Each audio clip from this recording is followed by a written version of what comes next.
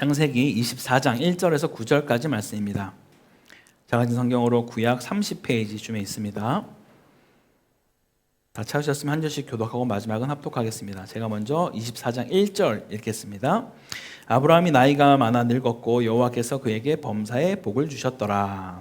아브라함이 자기 집 모든 소유를 맡은 늙은 종에게 나아간대 내 옥시 밑에 내 손을 넣어라. 내가 너에게 하늘의 하나님 땅의 하나님이신 여호와를 가리켜 맹세하게 하노니 너는 내가 거주한 이 지방 가나안 족속의 딸 중에서 내 아들을 위하여 아내를 택하지 말고 내 고향 내 족속에게로 가서 내 아들 이삭을 위하여 아내를 택하라. 종이 이르되 여자가 나를 따라 이 땅으로 오려고 하지 아니하거든 내가 주인의 아들을 주인이 나오신 땅으로 인도하여 돌아가리이까?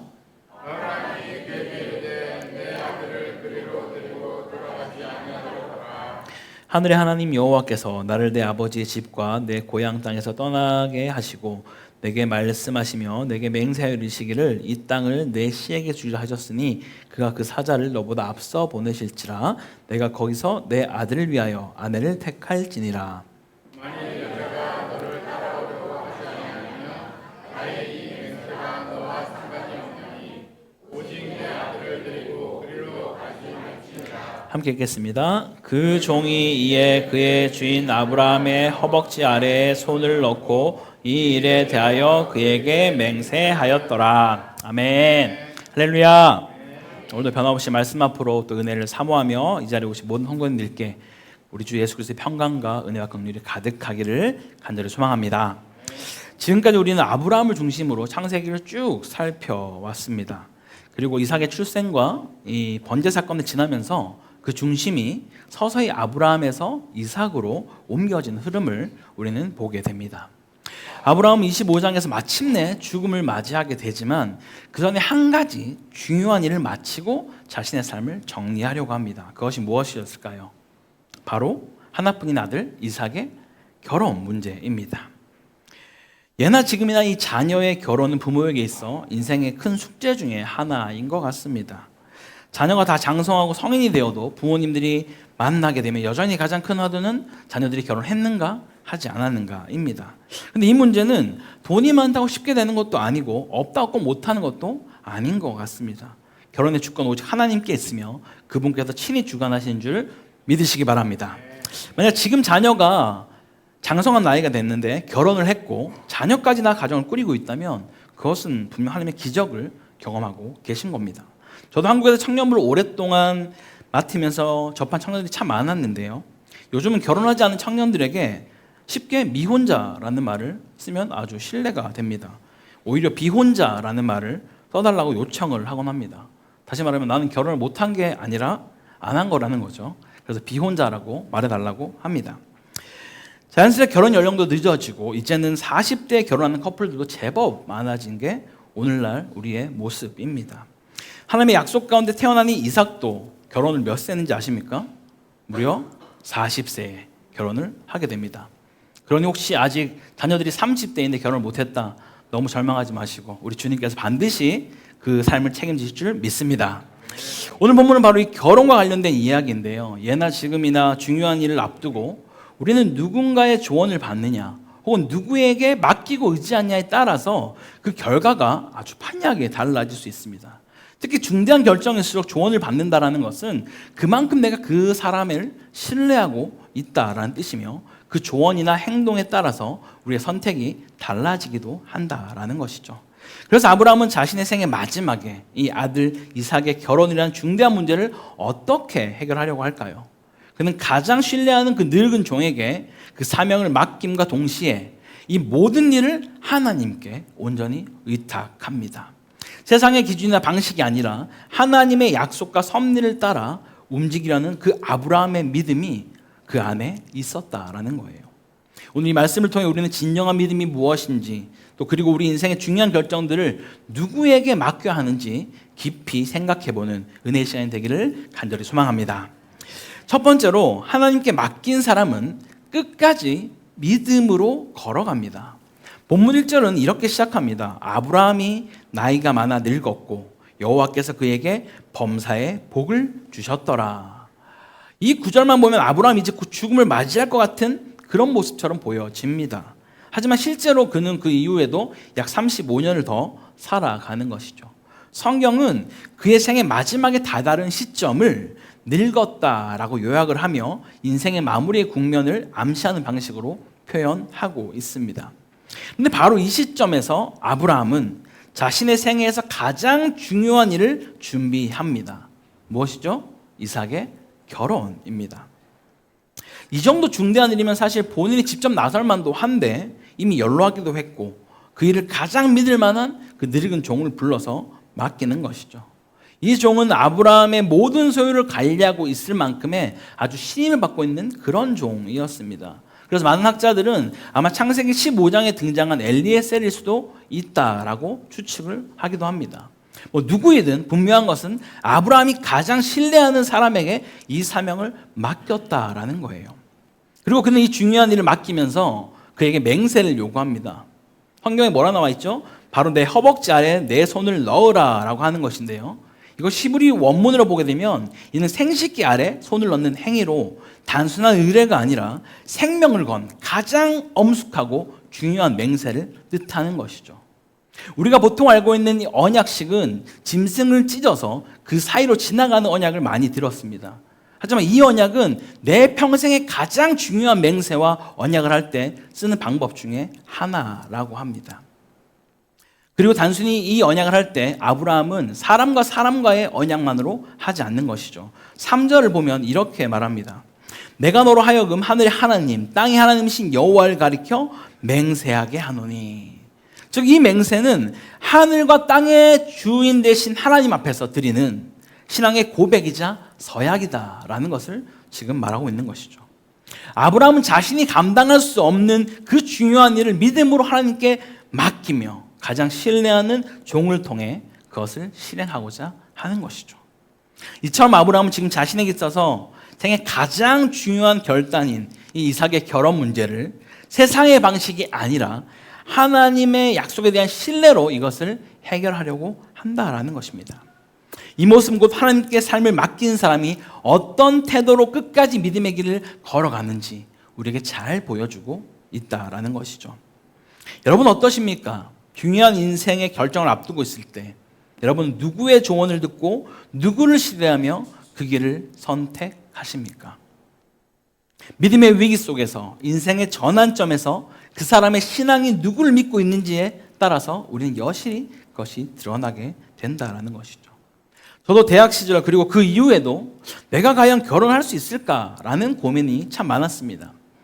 왜냐하면 주변에서 결혼하려면 적어도 이런 조건 저런 조건 키는 3개 뭐에 연봉은 얼마에 이런 얘기들 하는데 단 하나도 가지고 있는 게 없었습니다. 그래서 저는 그렇게 생각을 했죠. 그렇다면 나는 믿음이라도 잘 붙들어 보자. 그런 마음으로 열심히 살려고 애를 썼고 그렇게 여기까지 오게 됐고 주님의 은혜로 누군가에게는 헌신일지 모르겠으나 지금 이 자리에까지 오게 되었습니다. 사랑하는 성도 여러분, 우리 인생의 모든 중요한 순간순간마다 우리가 붙들고 신뢰할 분은 세상이 아니라 주님입니다. 아멘. 나보다 나를 더 잘 아시는 그분께서 가장 좋은 길로 완전한 길로 인도하신 하나님께 우리 삶을 맡기며 살아가는 우리 모두가 되기를 간절히 소망합니다. 두 번째로 하나님께 맡긴 사람은요, 삶의 모든 기준이 하나님께만 있습니다.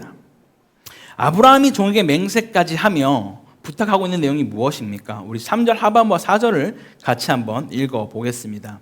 시작. 너는 내가 거주하는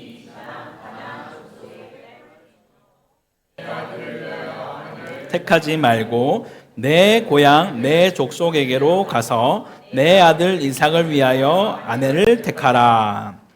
아브라함이 여기서 가장 먼저 강조한 조건은 가나안 족속 중에서 아내를 택하지 말라라는 것입니다.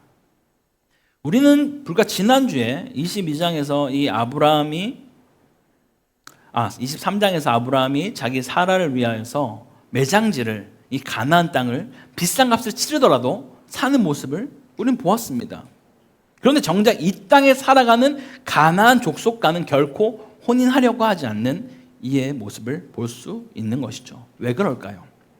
단순히 그들이 다른 민족이기 때문이어서가 아니라 하나님을 경외하지도 않고 그들은 우상을 섬기며 전혀 하나님과 관계없는 삶을 살아가는 자들이기 때문입니다.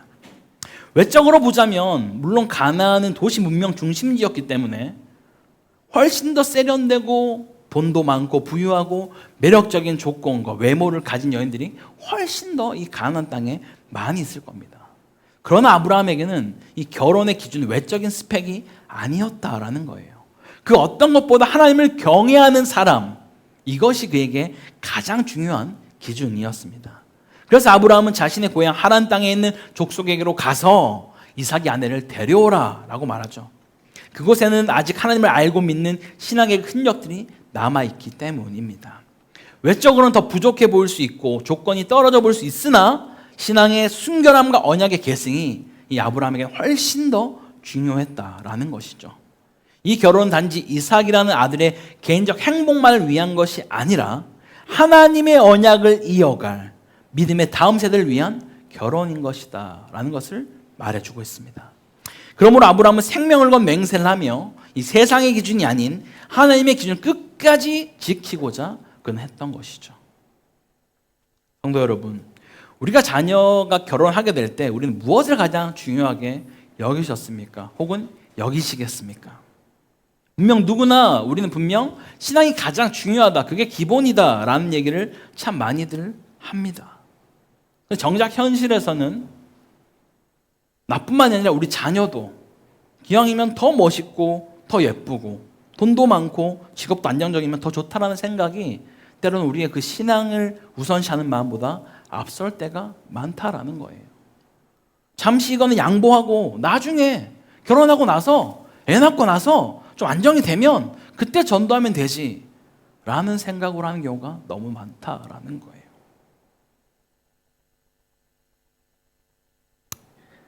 무엇보다 부모들조차도 이 결혼에 대한 생각들을 정말 잘못하고 있는 경우가 참 많습니다.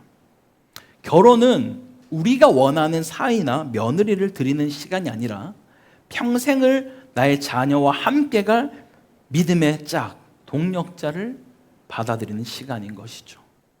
그래서 아브라함도 4절에 그는 이렇게 말합니다. 내 아들 이삭을 위하여 아내를 택하라 라고 말이죠. 그가 지금 사라를 먼저 떠나보낸 지 약 3년 정도의 시간이 지났습니다. 많이 외롭고 힘들었을지도 모르겠어요. 늙어서 남자 혼자 살아간다는 게 쉽지가 않다는 것을 여러분 잘 아실 겁니다.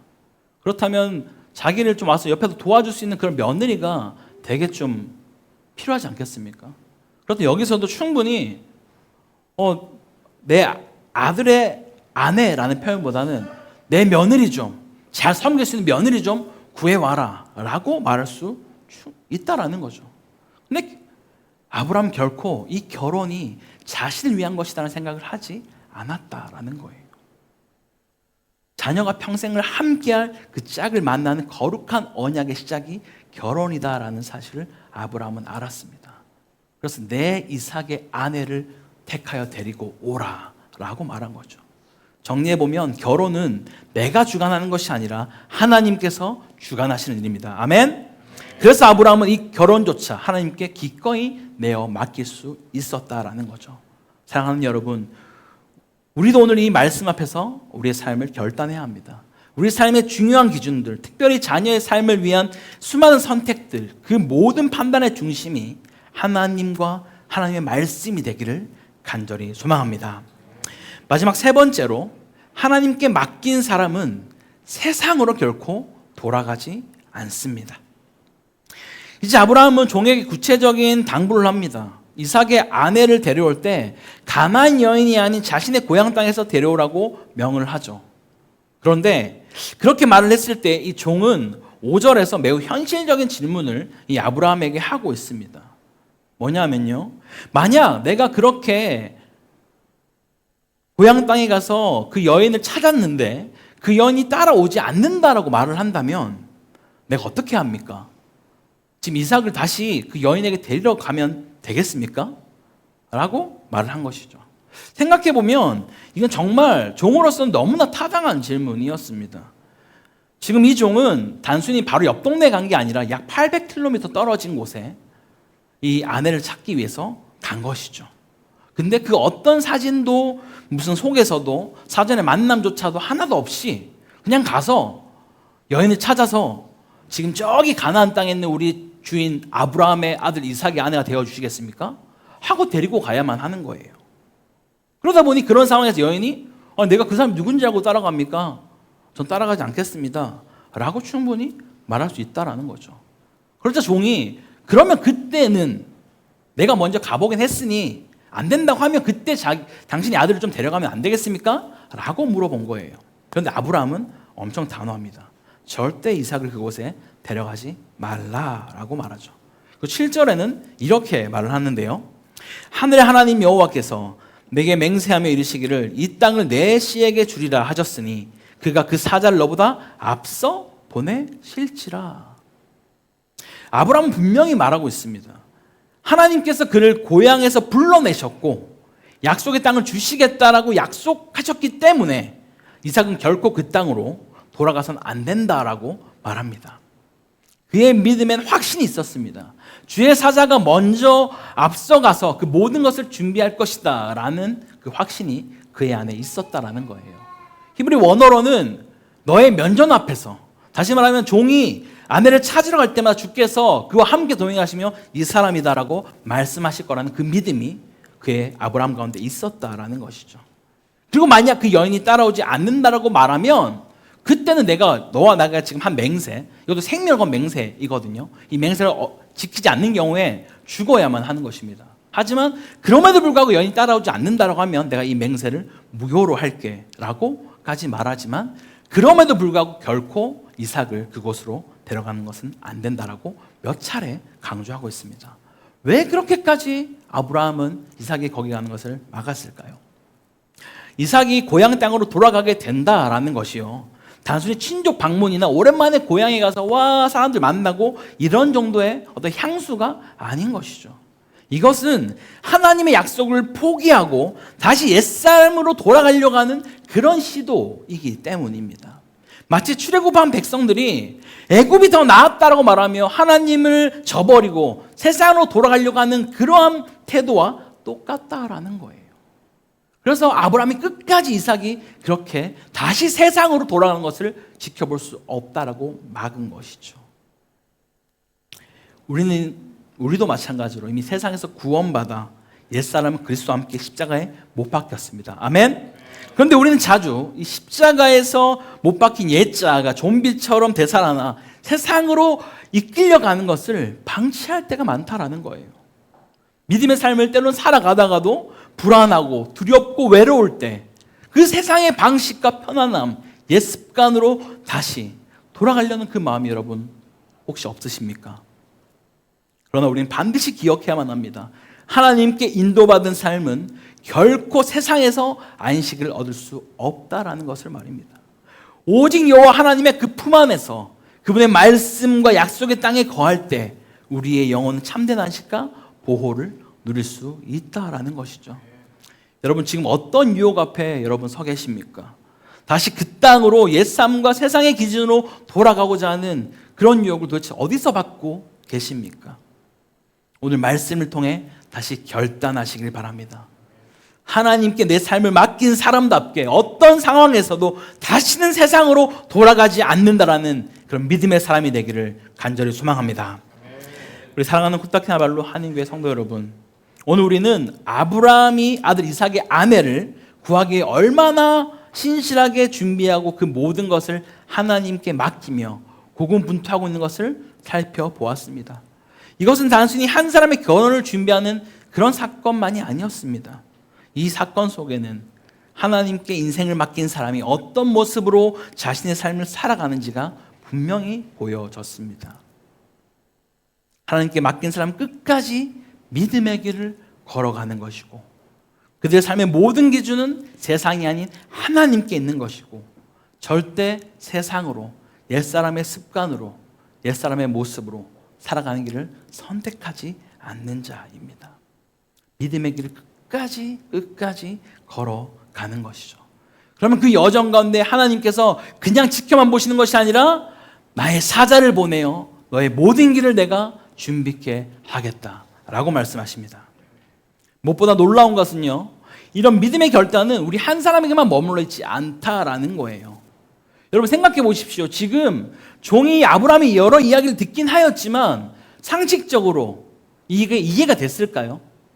아니 이삭도 데려가지 말라 그러고 무조건 가서 이 800km 떨어진 곳에 가서 사람을 데려오라는 게 상식적으로 여러분 이해가 안 될 일입니다. 근데 지금 마지막에 9절에 그가 허벅지 아래 손을 넣고 맹세하였다라고 이야기를 하죠. 아브라함이 하나님을 향한 그 믿음이 이 신실한 종에게도 흘러가게 되었다라는 거예요.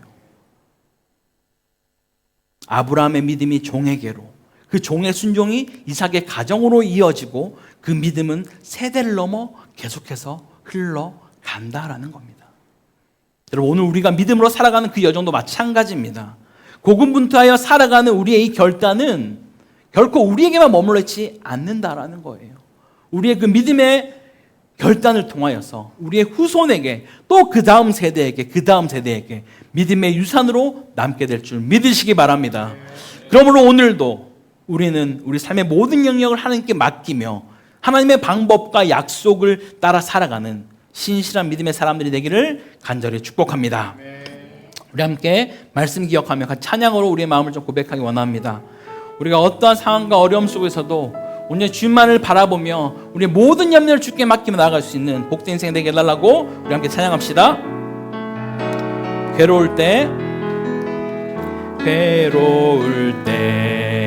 주님의 얼굴 보라, 평화의 주님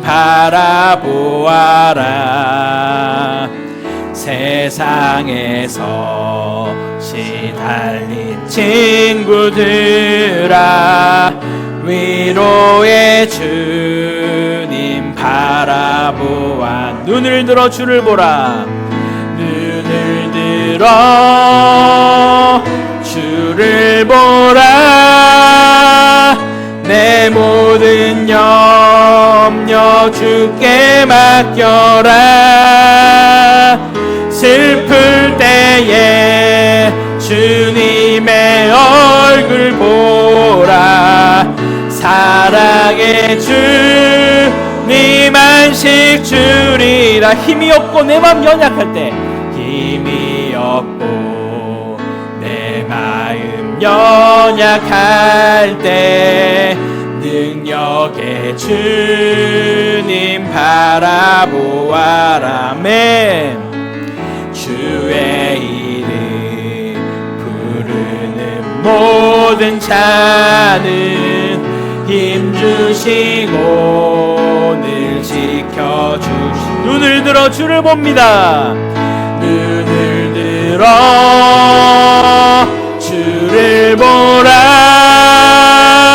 내 모든 염려 주께 맡겨라. 슬플 때에 주님의 얼굴 보라. 사랑의 주님 안식 주. 눈을 들어 주를 봅니다. 눈을 들어 주를 보라. 내 모든 염려 주께 맡겨라. 슬플 때에 주님의 얼굴 보라. 사랑의 주님 안식 주리라. 우리 함께 같이 기도하기 원합니다. 하나님, 우리 삶의 중요한 결정들 속에서 하나님만을 신뢰하고 전적으로 맡기는 믿음을 부어 주옵소서. 세상의 기준과 방법이 아닌 하나님의 말씀과 약속의 삶의 중심에 두며 나아가게 하여 주시옵소서. 믿음의 그 유산이 나 한 사람을 넘어서 자녀와 다음 세대가 온전히 계승되는 그런 믿음의 명분감을 우리를 삼아달라고 우리 주님 한번 잡고 같이 기도하겠습니다. 주여, 하나님 아버지 감사합니다. 주님, 오늘 이 시간 또 우리가 이 말씀을 통하여서 하나님께 우리의 삶을, 나의 모든 것을 맡기는 사람이 어떠한 삶으로 살아가는지를 살펴보았습니다. 아버지, 우리의 인생 가운데 수많은 결정들을 하게 됩니다.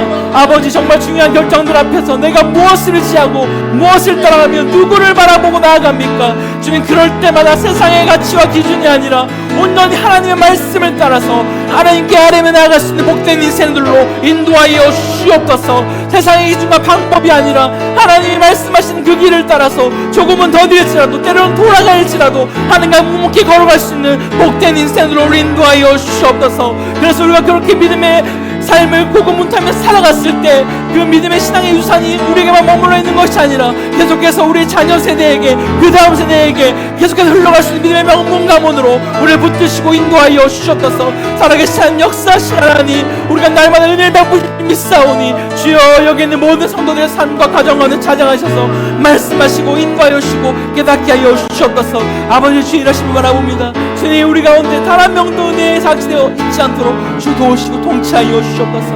아버지, 감사합니다.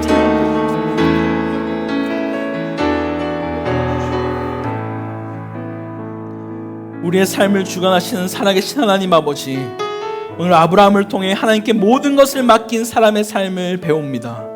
우리도 믿음으로 걸어가게 하시고 삶의 기준을 하나님께 두며 결코 다시 세상으로 돌아가지 않는 굳건한 믿음의 사람이 되게 하옵소서. 우리의 결혼, 진로, 가정, 자녀, 미래 모든 영역을 전적으로 하나님께 맡기게 하시고 그 믿음이 나만의 것이 아니라 자녀들과 다음 세대에게 전해지게 하옵소서. 세상에 흔들리지 않고 주님 앞에 든든히 서는 믿음의 사람으로 오늘도 우리를 세워줄 줄 믿사오며 이 모든 말씀 우리 주 예수 그리스도 이름으로 기도드립니다. 아멘.